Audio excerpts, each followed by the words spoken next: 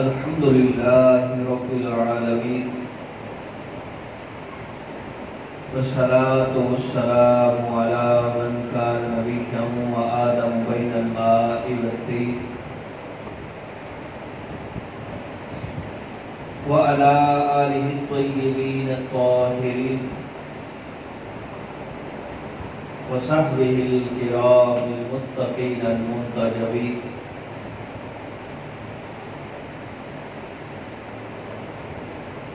وعلى أولياء أمته الكاملين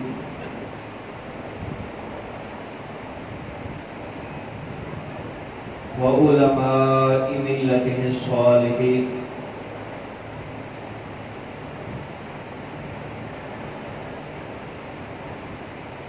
أما بعد فأعوذ بالله من الشيطان الرجيم بسم الله الرحمن الرحيم وَلِلَّهِ عَلَى النَّاسِ حِجُّ الْبَيْتِ مَنِ اسْتَطَاعَ إِلَيْهِ سَبِيلًا آمنت بالله صدق الله العظيم قال الله تبارك وتعالى في شان حبيبه مخبرا وآمرا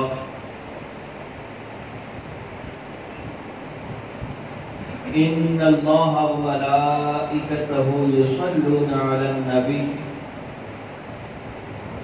يا أيها الذين آمنوا صلوا عليه وسلموا تسليما تمام حضرات بآواز بلند درود پاک اللهم صل على سيدنا ومولانا محمد وعلى آله وأصحاب سيدنا ومولانا محمد وبارك وسلم عليه الصلاة والسلام عليك يا رسول الله وعلى آلك وأصحابك يا حبيب الله الصلاة والسلام عليك يا شفيع المذنبين وعلى آلك وأصحابك يا رحمة للعالمين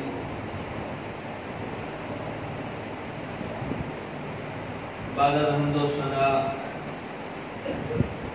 نہایت ہی واجب الاحترام دوستو بزرگواری ساتھیوں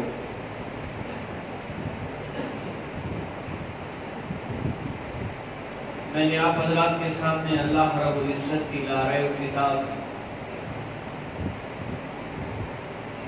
قرآن مجید فرقان حمید برہان الرشید میں سے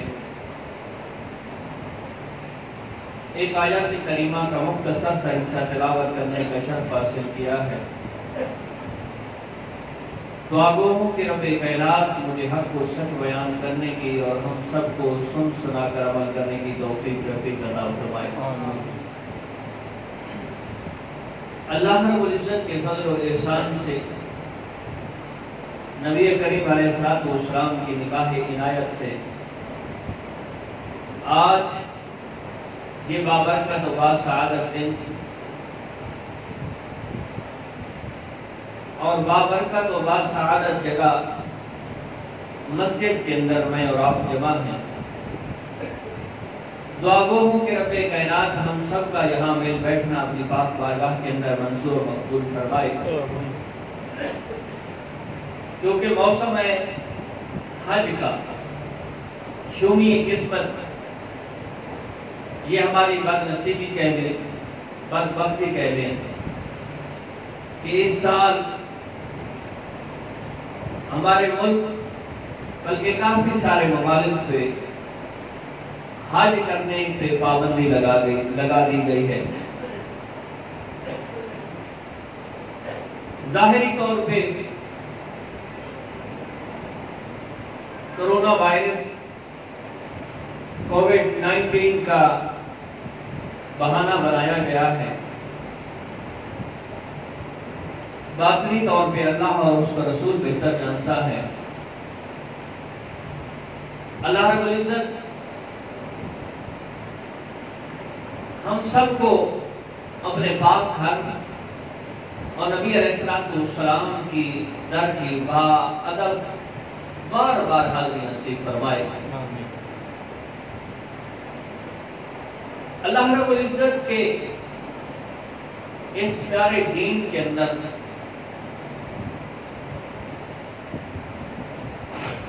جنہیں 5 ارکان دین کے 5 رکن قرار دیا گیا ہے،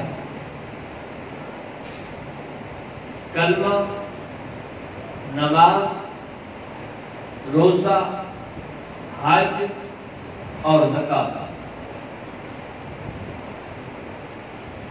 ارکان اسلام، بنیاد اسلام، یہ 5 چیزیں ہیں۔ یہ تو مالک کریم کا احسان ہے کہ ہم نے جب آنکھ کھولی ہے اور جب ہم شعور کی دہلیز پہ پہلا قدم رکھا ہے تو کریم رب کے فضل و احسان سے ہم نے اللہ اور اس کے رسول کا ذکر سنا ہے۔ مالک لم یزل کے کرم سے کیونکہ ہماری پیدائش ایک مسلمان گھر کے اندر ہوئی ہے، تو اس وجہ سے ہم نے تو ابتدا کے اندر ہی اللہ اور اس کے رسول کا ذکر نام سنا ہے۔ یہ کلمہ طیبہ ہمیں گھٹی میں نصیب ہوا ہے،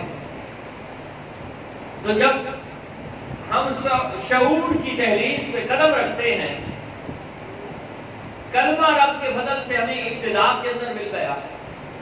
اس کے بعد دوسری چیز ہے نماز، کہ جب ہم شعور کے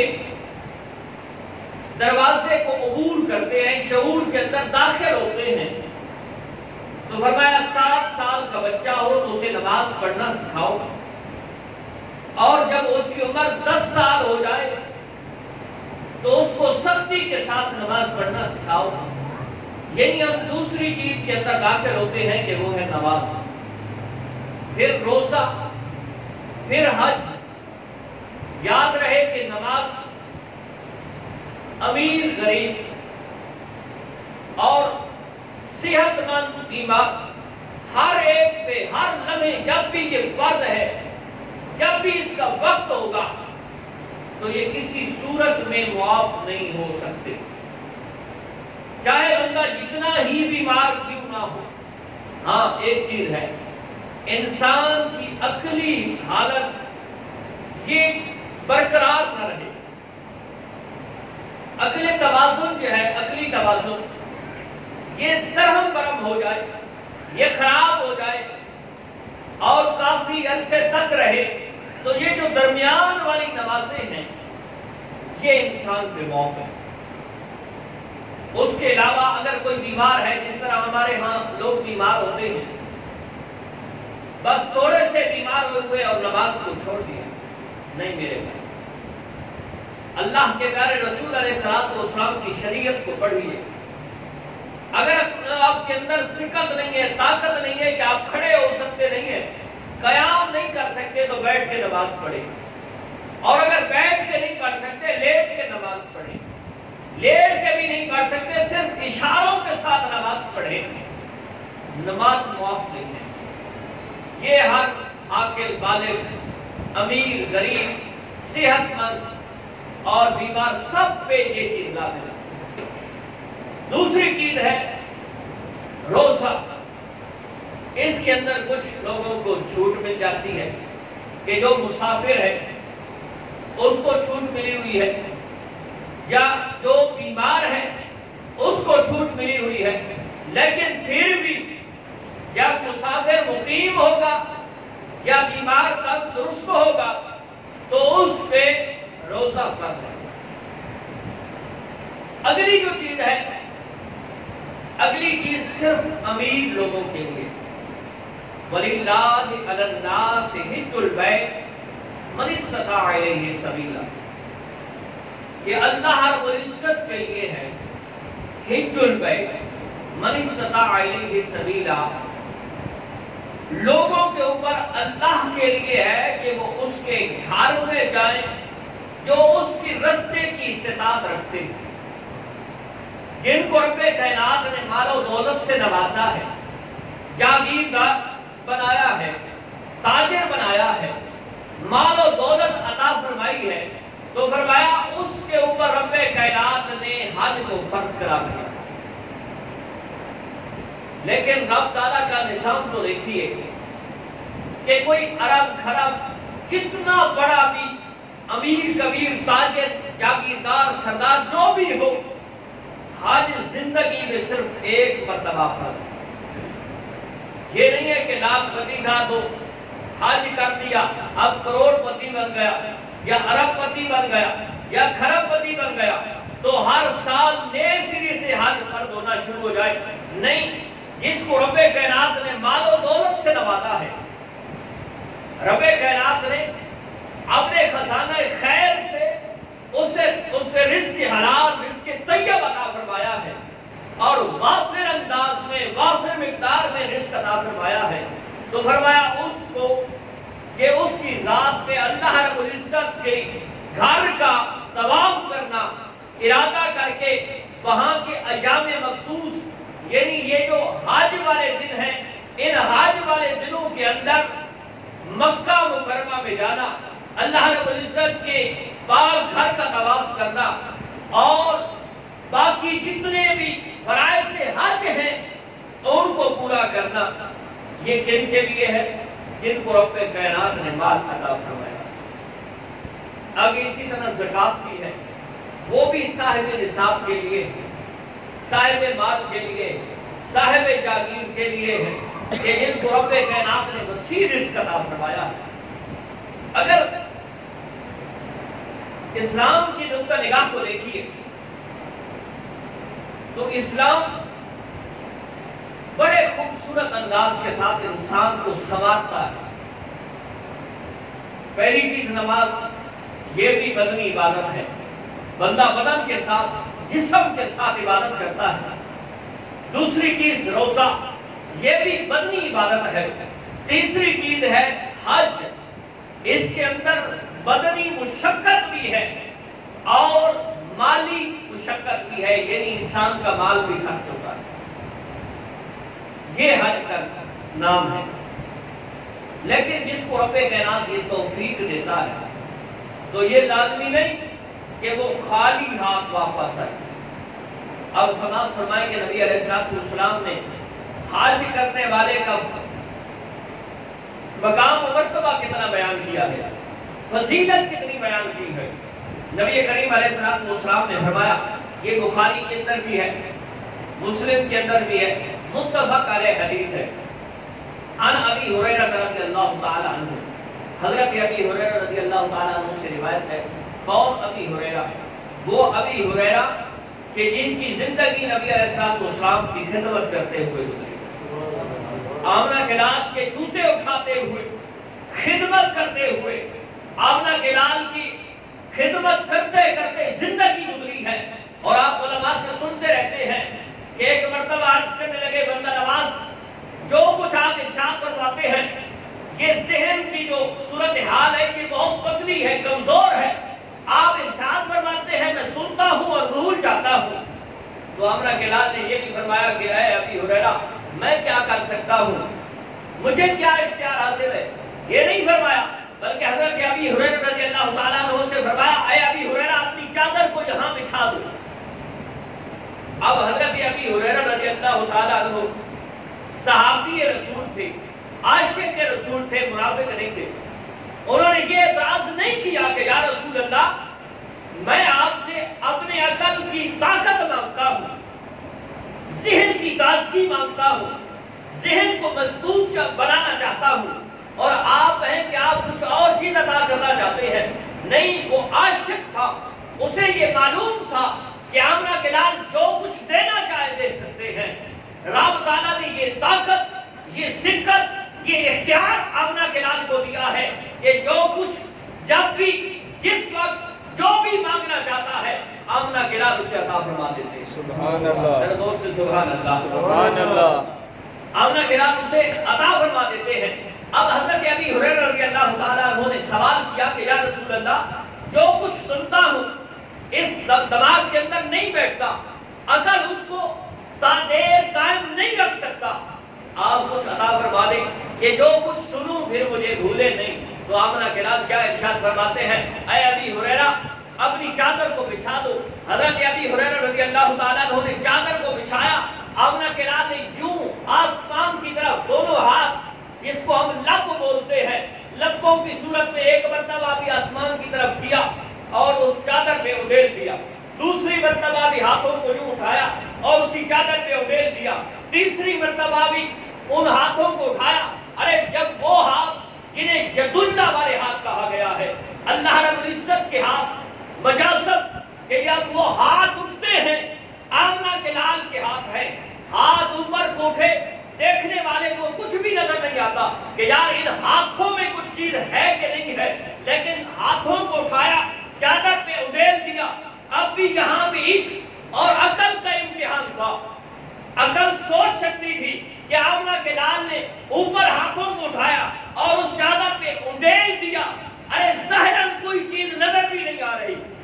اب حضرت ابی ہریرہ کو عقل کی مضبوطی مانگتے ہیں، ظاہراً ان ہاتھوں کے اندر، ان لبوں کے اندر کچھ بھی نہیں ہے، لیکن حضرت ابی ہریرہ رضی اللہ تعالیٰ عنہ سے جب آمنہ کے لال نے ارشاد فرمایا کہ اے ابی ہریرہ اسے اپنے سینے سے لگا دو، تو اب حضرت ابی ہریرہ عاشق تھے، انہوں نے کوئی اعتراض نہیں کیا، کوئی سوال نہیں کیا، کوئی ہچکچائے نہیں، بس اس چادر کو اٹھایا اور اپنے سینے سے لگایا، اور اس کی طاقت دیکھیے، اس کی تازگی دیکھیے، اور اس چادر کو سینے کے ساتھ لگانے کا فیض دیکھیے کہ حضرت ابی ہریرہ فرماتے ہیں اس کے بعد میں نے جو کچھ بھی آمنہ کے لال سے سنا مجھے آج تک یاد ہے۔ سبحان اللہ، زور سے سبحان اللہ، سبحان اللہ۔ ایک کوئی نعرے شعرے گائے کرو یار، مزہ آتا ہے۔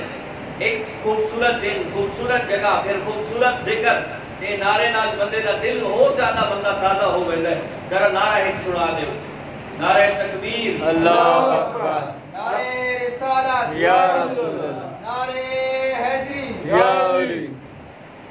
تو حضرت ابی ہریرہ نے جب سینے سے لگایا، اس کے بعد حضرت ابی ہریرہ کیا فرماتے ہیں کہ اے لوگو، جو آمنہ کے لال نے جو کچھ ارشاد فرمایا تھا اور جہاں بیٹھ کے ارشاد فرمایا تھا اور جس انداز کے ساتھ اشارہ فرمایا تھا، مجھے وہ جگہ بھی یاد ہے، مجھے وہ ارشاد بھی یاد ہے، اور مجھے وہ اشارہ بھی یاد ہے جو ساتھ میں آمنہ کے لال نے کیا تھا۔ سبحان اللہ۔ یہ آمنہ کے لال کے اس ہاتھوں کے ظاہراً جنہیں آپ خالی کہہ رہے ہیں، ان ہاتھوں کا یہ فیضان ہے۔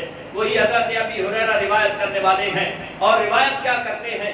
قال، آپ فرماتے ہیں قال رسول اللہ صلی اللہ علیہ وسلم کہ آمنہ کے لال نے ارشاد فرمایا من حج ھذا البیت فلم یرفث، کہ وہ شخص جسے مالک نے توفیق دی۔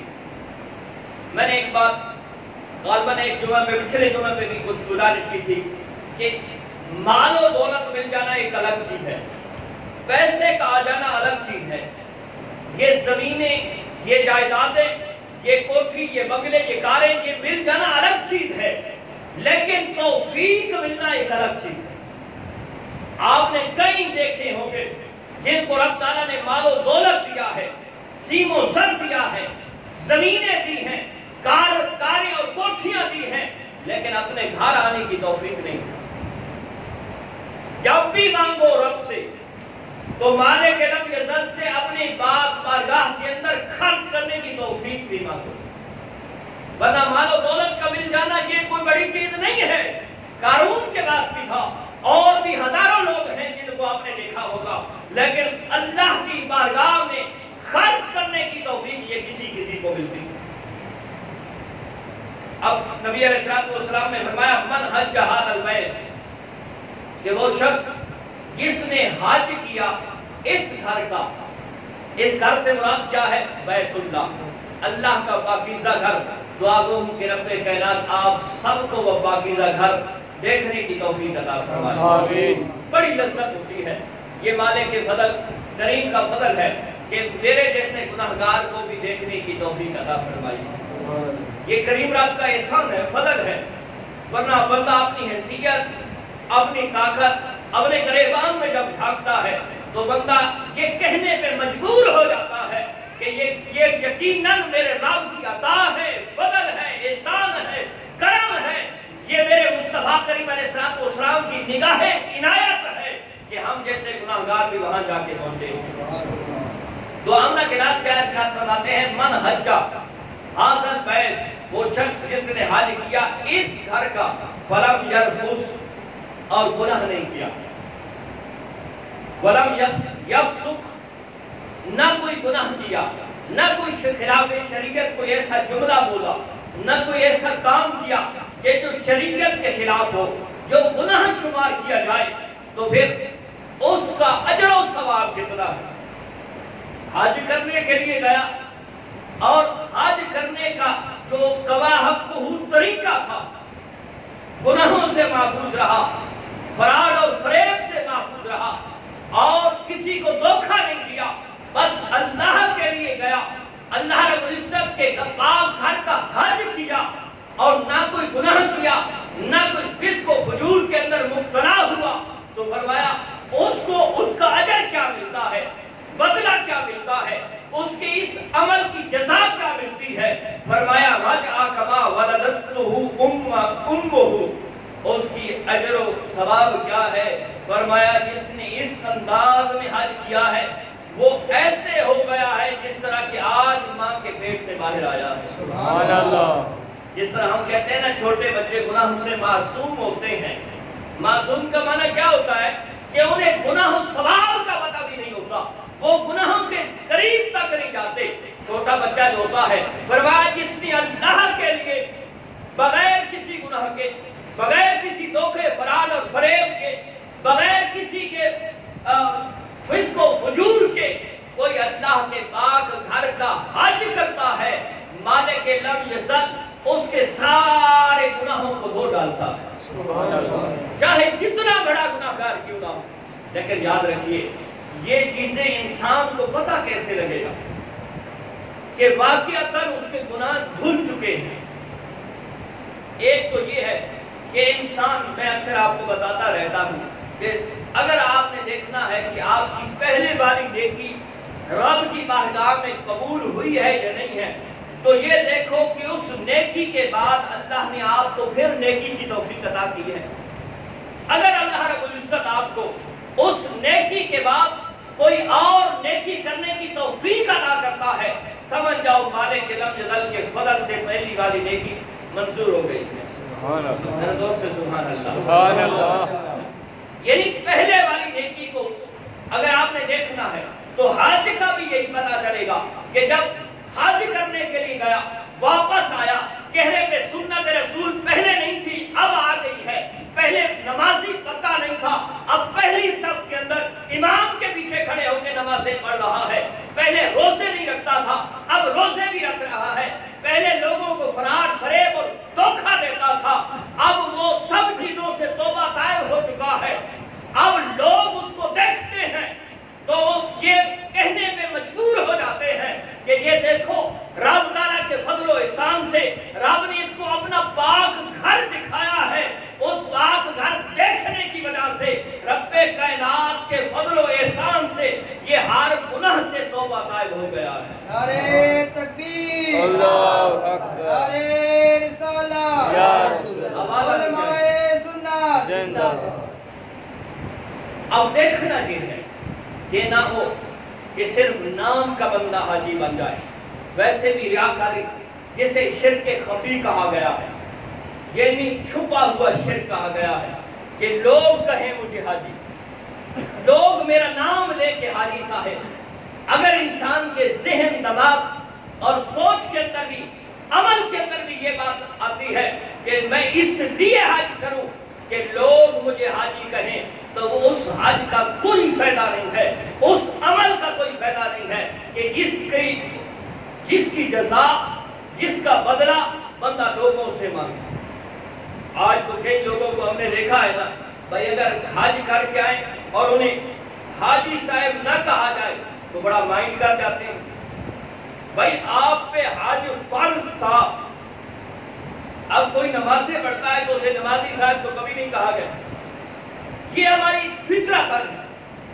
وہ حضور غوث پاک کا آپ نے واقعہ سنا ہوگا، میں یہاں سے آپ کو ایک چیز سمجھانا چاہتا ہوں کہ حضور غوث پاک رضی اللہ تعالیٰ عنہ، آپ ایک دن اللہ کی ذات میں بیٹھے ہوئے تھے، اللہ کے وہ نورانی تجلیات میں مستغرق تھے، گم تھے، عبادت کر رہے تھے، بہت زیادہ عبادت کیا کرتے تھے. تو شیطان نے ایک انداز اپنایا کہ آسمان پہ ایک کالے رنگ کا گولا بن کے آیا اور آواز دی، اے عبد القادر میں تجھ سے راضی ہو گیا ہوں، میں تمہارا رب بول رہا ہوں، لہذا تمہاری عبادت کرنے کی ضرورت نہیں ہے، میں نے تمہیں بخش دیا ہے. تو حضور غوث پاک رضی اللہ تعالیٰ عنہ اسی وقت استغفر اللہ تعالی ربی من کل ذنب واتوب الیہ، آپ اللہ کی پناہ مانگتے ہیں تو وہ گولا چھٹ جاتا ہے اور شیطان بھاگتا ہے.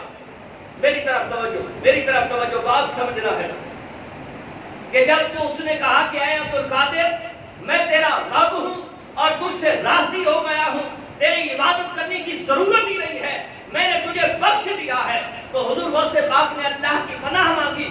اب وہ شیطان بھاگا تو بھاگتے ہوئے اس نے پھر ایک کہا کہ اے عبد القادر تجھے تیرے علم نے بچا دیا ہے. اب اس نے ایک اور وار کیا ہے، اور کوئی ہمارے جیسا ہوتا تو کہتا ہاں مجھے میرے علم نے بچایا ہے، لیکن وہ حضور غوث پاک رضی اللہ تعالیٰ عنہ تھے. کہنے لگے اے مردود تو جاتے ہوئے پھر حملہ کر گیا ہے، مجھے میرے علم نے نہیں میرے رب کے فضل نے بچایا. سبحان اللہ، سبحان اللہ. یعنی رب تعالیٰ کی عطا پہ انسان کو توکل ہونا چاہیے. اب ہماری مثالوں کے اندر کیا ہے؟ ریاکاری آ گئی ہے. کسی نے حج کر لیا ہے، پہلی بات تو یہ ہے کہ اگر حج کرنے کے بعد آپ نے دیکھا ہے کہ چہرے پہ سنت رسول نہیں سجی، ابھی وہ پکا نمازی نہیں بنا، ابھی بھی وہ روزے نہیں رکھتا، ابھی بھی لوگوں کو فراڈ فریب اور دھوکہ دیتا ہے، تو وہ صرف کعبہ کے چکر نہیں ہے، وہ صرف اپنی ذات کو چکر دینے گیا ہے. ایسے چکروں کا کوئی فائدہ نہیں ہے. ایسے چکروں سے تم لوگوں کو تو چکر دے سکتے ہو، رب کو چکر نہیں دے سکتے. حج تب ہے نا بھائی جو مزاج کے اندر گناہ تھے، جو ذات کے اندر گناہ تھے، جو سوچ و گمان کے اندر گناہ تھے، بندہ جب حج کرے تو وہ ایسے دھل جائے پھر انسان ان کے قریب تک نہ جائے. لیکن آج کیا معاملہ ہے؟ آپ کو کئی مرتبہ آپ سنتے رہتے ہیں، آج تو فراڈ فریب دھوکہ، اور ایک ہمارے سے دغا بازی کا دوسرا نام بھی حاجی بن چکا ہے. اب جو بھی بلکہ کسی کو فراڈ کرتا ہے کسی کے ساتھ تو اسے کہتے ہیں حاجی صاحب تھا. بھائی ایک تو ہم نے یہ ظلم کیا، ایک دور تھا کہ شہر کے اندر ایک حاجی ہوا کرتا تھا، لیکن جب وہ حج کر کے آتا تھا انسان کو پتا چلتا تھا کہ واقعتاً اس نے اللہ کا پاک گھر دیکھا ہے اور مصطفیٰ علیہ تحیت و ثنا کا در دیکھا. سبحان اللہ. لیکن آج ہمارے مزاجوں کے اندر ہم کعبے کے چکر تو لگاتے ہیں، لیکن لوگوں کو جو چکر دیتے ہیں وہ نہیں بھولتے، پھر دوبارہ آگے شروع کر دیتے ہیں. آج ہمارے اسی معاشرے، اسی محلے کے اندر، اپنے اسی شہر کے ان حاجیوں کی طرف نگاہ اٹھائیں، دیکھیں وہ کس حالت میں ہیں. مولا پاک معافی عطا فرمائے. نبی علیہ السلام نے فرمایا جو اللہ کے لیے حج کرتا ہے، گناہ فساد اور فراڈ فسق فجور کوئی بھی نہیں کرتا، تو فرمایا اس کی جزا کیا ہے؟ اس کے جسم سے جتنا بڑا گناہگار تھا، شہکار تھا، لتاکار تھا، جو کچھ بھی اس کے سرزد ہوا تھا، اللہ کے لیے جب اس نے حج کر لیا اب سارے گناہوں سے دھل گئے. زور سے سبحان اللہ. سبحان اللہ. لیکن حج کب قبول ہوگا؟ بلکہ ہر عبادت کب قبول ہوگی؟ ہر عبادت کی ابتدا، ہر عبادت کی بنیاد وہ رزق حلال طیب طاہر رزق ہے.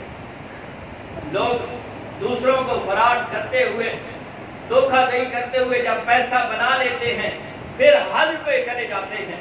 بھائی حج کرنے سے وہ بنایا تمہارا فراڈ کے ساتھ بنایا ہوا پیسہ، سود کے ساتھ بنایا ہوا تمہارا پیسہ، وہ جو خبیث کمائی سے کمایا ہوا تمہارا رزق، وہ کبھی حلال نہیں ہو سکتا. ہماری شریعت کے اندر تو یہ ہے کہ کوئی حرام کے پیسے سے صدقہ کرتا ہے اور اس سے اللہ کے بارگاہ سے ثواب کی امید رکھتا ہے، اسے پتا بھی ہے کہ یہ میرا پیسہ، یہ بات، یہ جو کچھ میں رب کی راہ میں صدقہ کر رہا ہوں یہ حرام کا ہے، اور پھر بھی رب کی بارگاہ سے ثواب کی امید رکھتا ہے. ہمارے फुकहा, मैं नहीं, मेरे असातिज़ा नहीं, मेरे शायख साहब नहीं, आज से 15 सदियां पहले फिका की तदवीन करने वाले वो फुकहा वो फरमाते हैं कि वो बंदा कुफ्र कर रहा है। तो याद रखो, हर अमल की बुनियाद, हज हो, ज़कात हो, सदका व खैरात हो, बल्कि आप नमाज भी पढ़े तो आपके जिस्म पे ये जो कपड़ा है, इंसान को मालूम होना चाहिए कि ये हलाल रिस्क से मैंने खरीदा है।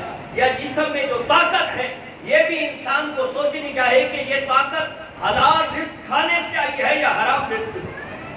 आज लोग सोचते हैं ना कि बड़ी लंबी नमाजें पढ़ते हैं, तवील नमाजें, 5 वक्त के नमाजी होने के बावजूद। कुरान कहता है नमाज बेहयाई और बुराई से रोकती है, लेकिन बंदा फिस्क व फुजूर के अंदर मुब्तला ही मुब्तला है। तो हमें सोचना चाहिए, रब का कुरान कभी गलत नहीं हो सकता। हमारी नमाजों के अंदर कमी है, हमारे सुजूद के अंदर कमी है, हमारे रुकू के अंदर कमी है, हमारे क़याम के अंदर कमी है, हमारे कादे के अंदर कमी है, और सबसे ज्यादा हमने सोचना है कि हमारा रिस्क तैयब दायर है कि नहीं। आखिरी रिवायत और अपनी गुफ्तगू को मैं समेटता हूँ। नबी करीम अलैहिस्सलाम ने फरमाया, अन अबी हुरैरा का, ये भी हज़रत अबी हुरैरा रज़ी अल्लाह तआला अन्हु से रिवायत है, क़ाल रसूलुल्लाह सल्लल्लाहु अलैहि वसल्लम, अल उम्रतु इलल उम्रति कफ़ारतुन लिमा बैनहुमा, कि एक उम्रा और दूसरा उम्रा करने के दरमियान जो आपसे गुनाह सरदार हुए। इंसान है, गुनाह होते हैं, लेकिन सबसे बेहतर गुनाहगार कौन है? जिसको गुनाह होने के बाद नदामत महसूस हो, शर्मिंदगी महसूस हो। ऐसा ना हो कि गुनाहों पे दलेर हो जाए, गुनाह और सवाब की उसको फर्क भी, दरमियान में जो तफरीक है वो भी इंसान से खत्म हो जाए, तब इंसानियत ही खत्म हो जाती है। फरमाया एक उम्रा किया और फिर दूसरा उम्रा किया, दरमियान में जितना अरसा रहा, जो गुनाहों से सरदर्द हुए, जब वो अल्लाह के लिए, अल्लाह की रजा के लिए, याद रहे कि हर अमल के अंदर अल्लाह की रजा होनी चाहिए। रियाकारी या लोगों का दिखलावा अगर होगा, मैं अक्सर कहता हूँ ये 40वें ये जुमेरातें, ये बड़े बड़े प्रोग्राम, अगर इनके अंदर इंसान के अंदर ये सोच पैदा हो जाए कि लोग वाह वाह करेंगे, तो बेशक आप अरब भी लगा लें उसका कोई फायदा नहीं। तो हर चीज के अंदर अल्लाह की रजा मकसूद रखनी है। तो फरमाया एक उम्रा किया और फिर दूसरा उम्रा किया, दरमियान में जितना अरसा रहा, जो कुछ जिस तरह के गुनाह हुए, मौला पाक दूसरे उम्रे की वजह से उसके पहले गुनाहों को माफ फरमा देगा। और फरमाया वल हज्जुल मबरूर लैसा लहू जज़ाउन इल्लल जन्नह, और हज्जे मबरूर, मबरूर का माना क्या होता है? जो इंसान का जो मुशक्कत है वो रब की बारगाह में मकबूल हो जाए।